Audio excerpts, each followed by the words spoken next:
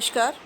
मैं श्रीमती प्रेम परिहार, सहायक आचार्य, राजकीय बांगड़ महाविद्यालय डीडवाना, और हम पढ़ रहे हैं क्रॉसिंग यानी रेखांकन, जो बीकॉम पार्ट सेकंड के पेपर सेकंड में पढ़ाया जाता है।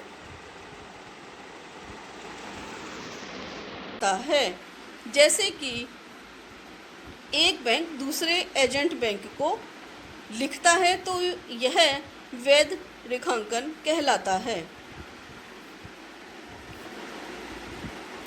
चेक को कौन रेखांकित कर सकता है?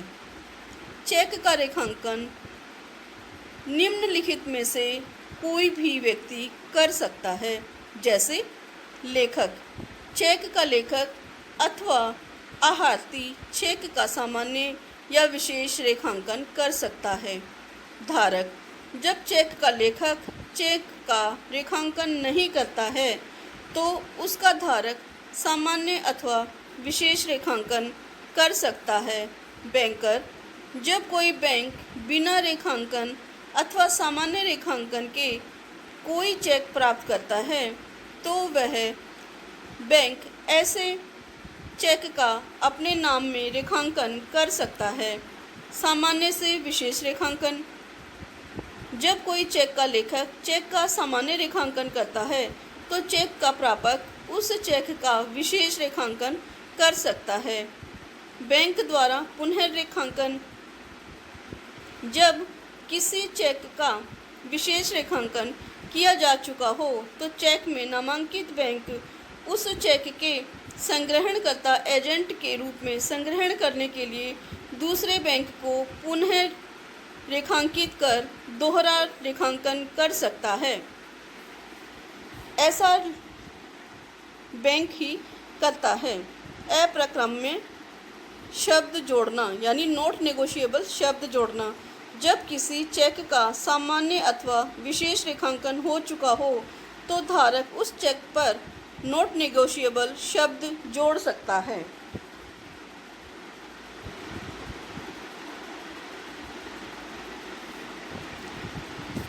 रेखांकन में विशिष्ट शब्दों का प्रयोग एवं प्रभाव। रेखांकन में प्राय विशिष्ट शब्दों का प्रयोग किया जाता है तो उससे चेक के दायित्व में अंतर आ जाता है और इसका प्रभाव भी अलग होता है। ये विशिष्ट शब्द और इनके प्रभाव इस प्रकार हैं, जैसे विनिमय असाध्य रेखांकन। विनिमय साध्य विलेख अधिनियम की धारा 130 में यह प्रावधान किया गया है कि अगर किसी साधारण अथवा विशेष रेखांकित चेक में शब्द नॉट नेगोशिएबल लिखे हों तो ऐसे चेक को प्राप्त करने वाले व्यक्ति को उस व्यक्ति जिससे चेक प्राप्त किया गया है के स्वामित्व से अच्छा स्वामित्व प्राप्त नहीं होता है और न वह ऐसे स्वामित्व से अच्छा स्वामित्व किसी अन्य व्यक्ति को दे सकता है। यह उल्लेखनीय है कि चेक में रेखांकन में नॉट नेगोशिएबल शब्द लिखने से चेक के एक व्यक्ति से दूसरे व्यक्ति को हस्तांतरणशीलता पर कोई प्रभाव नहीं पड़ता, केवल चेक की विनिमय साध्यता प्रभावित होती है। इस प्रकार रेखांकित चेक में नॉट नेगोशिएबल शब्द का प्रभाव केवल यही होता है कि ऐसे चेक प्राप्तकर्ता का स्वामित्व उस चेक के स्वामित्व से अच्छा नहीं हो सकता जिससे कि चेक प्राप्त किया गया है और न वह उससे अच्छा स्वामित्व दूसरे को हस्तांतरित कर सकता है। आदाता खाता रेखांकन अथवा पेई अकाउंट ओनली रेखांकन का भी एक विशेष महत्व है। ऐसे रेखांकित चेकों का भुगतान आदाता को अपने बैंक खाते में रकम द्वारा जमा ही प्राप्त कर सकता है। यदि आदाता खाता रेखांकन से चेक का विनिमय साध्यता और उसकी हस्तांतरणशीलता पर कोई प्रभाव नहीं पड़ता है, ऐसे चेक का आगे भी बेचान या इंडोर्समेंट किया जा सकता है, पर व्यवहार में ऐसा बेचान प्रभावी नहीं होता क्योंकि ऐसे रेखांकित चेक का भुगतान तो आदाता की बैंक खाते में जमा द्वारा ही संभव होता है। अगर बैंक लेखक के आदेश की पालना नहीं करता है तो संग्रहणकर्ता बैंकर के रूप में प्राप्त होने वाला वैधानिक संरक्षण उसे नहीं मिल पाता है। इस प्रकार रेखांकन के विशेष प्रयोग और दायित्व होते हैं। रेखांकित चेक के भुगतानकर्ता बैंक के दायित्व।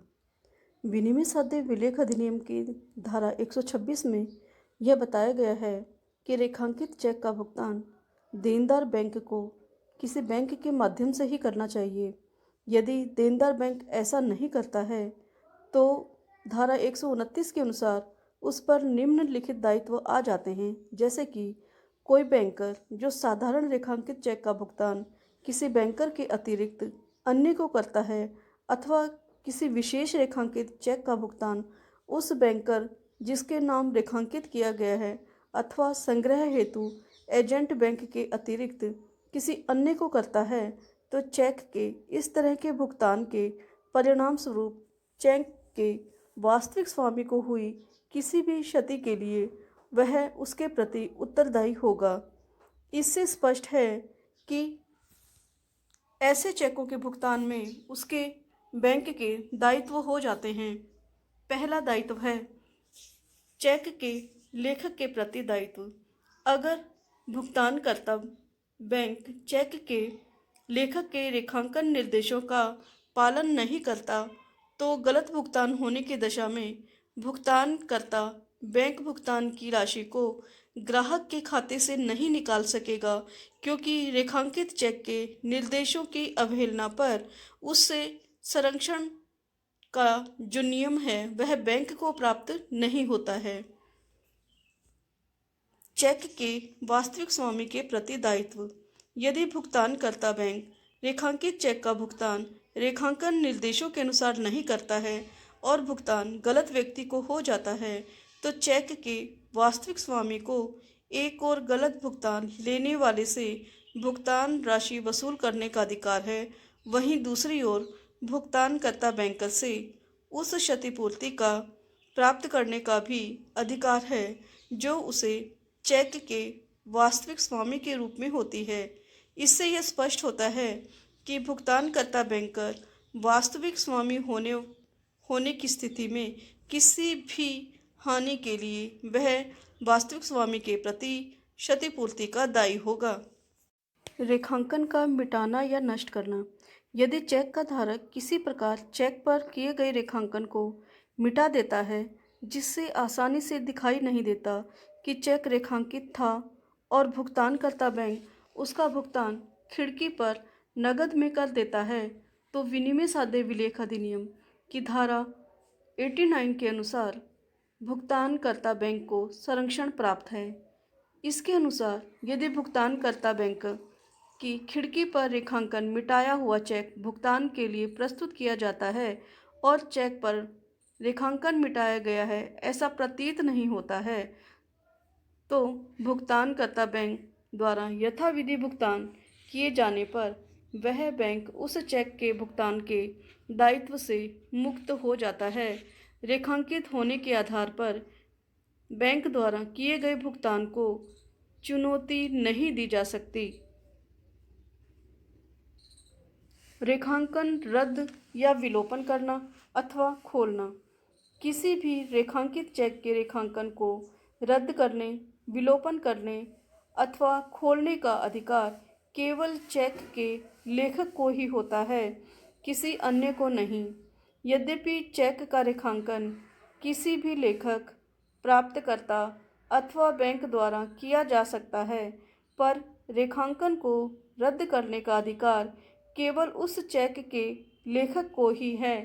जब चेक का लेखक उसके रेखांकन को रद्द या विलोप करता है, तो लेखक चेक पर रेखांकन को काटकर अपने बैंक के नमूने के हस्ताक्षर कर नकद भुगतान करो अथवा चेक को खोलना लिखकर पुनः हस्ताक्षरित कर देता है। इसके बाद में चेक का भुगतान देनदार बैंक की खिड़की पर नकद में किया जा सकता है। यानी कि उसको दो चीज़ें लिखनी पड़ेगी, नकद भुगतान करो या चेक का खोलना। और ये लिख करके लेखक अगर उस पर हस्ताक्षर कर देता है तो वह रेखांकन रद्द हो जाता है। रेखांकन रद्द करने के अथवा खोलने के आवश्यक तत्व। किसी भी प्रकार के रेखांकित चेक के रेखांकन को रद्द करने अथवा उसे खोलने के लिए कई बातों का होना बहुत ज़रूरी है। जैसे कि केवल चेक का लेखक ही चेक का रेखांकन रद्द कर सकता है, अन्य कोई व्यक्ति रेखांकन रद्द करने का अधिकारी नहीं है। चेक पर नकद भुगतान करो लिखकर चेक लेखक द्वारा नमूने के हस्ताक्षर कर देता है तो यह चेक भी रेखांकन रद्द किया हुआ माना जाता है। अन्यथा चेक का रेखांकन रद्द संभव नहीं होता। यानी कि नकद भुगतान करो लिखना है और फिर साइन करना है, तब ही माना जाएगा कि रेखांकन रद्द किया हुआ है। अन्य पक्षकारों की सहमति। जब चेक के लेखक द्वारा चेक का रेखांकन रद्द किया जाता है तो यह चेक में एक महत्वपूर्ण परिवर्तन होने से अन्य पक्षकारों की सहमति भी प्राप्त करनी आवश्यक होती है।